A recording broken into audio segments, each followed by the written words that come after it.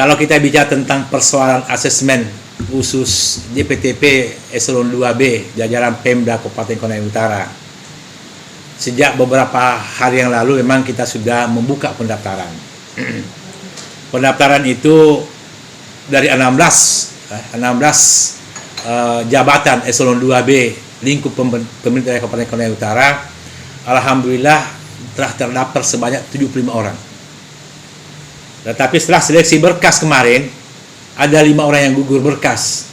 Penyebab gugur berkasnya adalah ada beberapa faktor. Faktor pertama adalah karena melewati umur.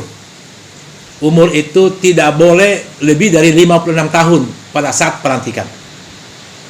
Jadi kemarin ada yang sudah umur di atas 56 tahun. Jadi kami tolak pemberkasannya.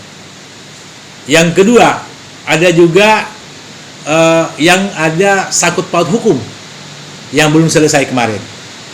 Nah, sehingga kami juga harus selektif tentang persoalan ini. Kami juga tidak bisa meloloskan berkasnya. Nah, yang ketiga adalah dari sisi kepangkatan.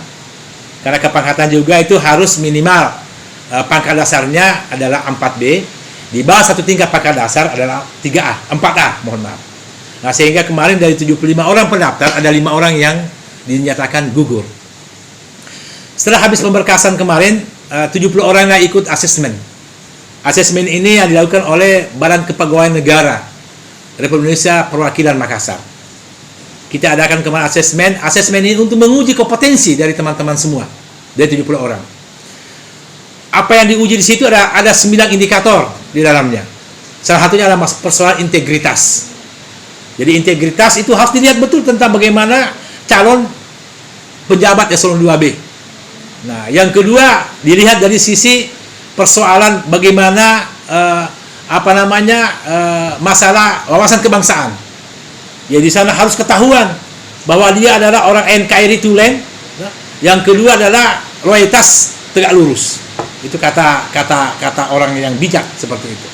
Dan ada yang lainnya, indikator lainnya. Ada 9 indikator. Setelah kita asesmen kemarin, keluarlah nilai-nilai. Tapi nilai itu bukan menentukan bahwa lulus atau tidak lulus. Hanya menentukan kompetensi dia, bahwa si A ini cocok untuk seperti ini. Maka yang keluarlah nilainya, ada yang disebut MS. MS itu memenuhi syarat.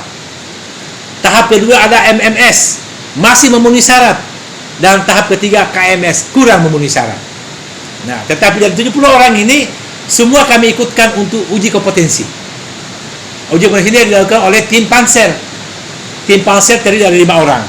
Diketuai oleh sekretaris daerah, itu Sekda. Yang kedua dari universitas. Dan yang ketiga dari tokoh masyarakat. Dan yang keempat atau kelima adalah dari asisten 1. Nah, kita uji kompetensi kemarin itu 5 hari penuh. Mulai pagi, siang, malam, sore, malam. Tidak pernah berhenti kami. Nah, sehingga semua tim pansel betul-betul punya stamina ekstra kemarin, karena 5 hari penuh kita uji kompetensi. Alhamdulillah setelah uji kompetensi, ada beberapa hari selangnya kami adakan selektif tentang persoalan nilai-nilai yang akan keluar. Kita gabungkan antara hasil asesmen dan hasil uji kompetensi. Karena uji kompetensi nilai adalah pertama, bagaimana sistem presentasi dia, pembuatan makalah. Nah, setelah makalah kita lihat, kita pendalaman makalah. Setelah pendalaman makalah, kita nilai dari segi etika. Jadi ada banyak masalah yang kita lihat. Alhamdulillah dari itu kami rapat tim pansel, dan insya Allah tim pansel akan mengeluarkan hasilnya untuk 3 besar dalam waktu sesingkat-singkatnya, minimal 1-2 hari ke depan. Seperti itu Pak Jepri dan pewawancara yang lain. Ya. Kalau untuk hasil asesmen yang akan masuk 3 besar ini Pak Sekda, apakah akan diumumkan secara terbuka di publik atau bagaimana Pak? Oh, kita harus terbuka. Karena ini untuk ruang publik. Jadi yang akan lolos 3 besar ini kita buka seluas-luasnya. Sama dengan waktu pembukaan pendaftaran kemarin. Pendaftaran kemarin itu kami tidak terbatas orang Konawe Utara saja.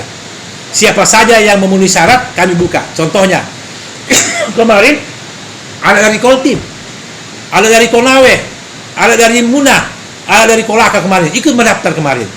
Ya, tinggal nasibnya mereka. Kalau pada saat kita gabungkan antara hasil asesmen dan uji kompetensi memenuhi syarat sesuai standar yang ada, maka dia lolos 3 besar. Jadi kami akan buka seluas-luasnya tentang siapa yang akan cikal bakal lolos 3 besar ini. Tidak ada sifatnya tertutup, tidak ada. Terbuka untuk umum. Jadi Pada saat kita buka, silahkan. Kalian ada yang komplain, silahkan komplain. Toh, silahkan keberatan. Nah, kita kalau keberatan, kita perlihatkan semua hasilnya. Tetapi selama itu tidak ada komplain, itu adalah rahasia negara tentang hasil apa yang mereka peroleh. Begitu. Apakah ada jaminan atau nilai tersendiri untuk posisi-posisi yang lagi menjabat PLT sekarang ini, Pak? Oh, tidak ada. Tidak ada. Tidak ada haknya siapapun juga mengatakan oleh sudah PLT itu. Karena Pak Bupati sudah menitipkan kepada kami. Pak Bupati sudah mengatakan kepada kami tim Pansel, Pak Sekda, saya tidak ada titipan, tidak ada sama sekali. Kami buka seluas-luasnya, siapa yang berkompetensi, siapa yang mampu, itu yang kita jadikan. Karena Pak Bupati sekarang dalam konsep pendidikan dalam Konaksara ini adalah itu daya saing. Jadi siapa yang berkualitas itu dia akan pakai. Dia tidak melihat lagi siapa dia, mau siapa dia, tidak begitu. Bupati menekankan bahwa yang berkualitas itu dia pakai. Ya, terakhir nih Pak, untuk wacana pelantikan Eselongo ini kapan ini Pak pastinya? Tidak keluar, insyaallah pelantikan, insyaallah mudah-mudahan kalau tiada halangan, menurut Pak Bupati setelah habis perayaan 17 Agustus kita langsung pelantikan.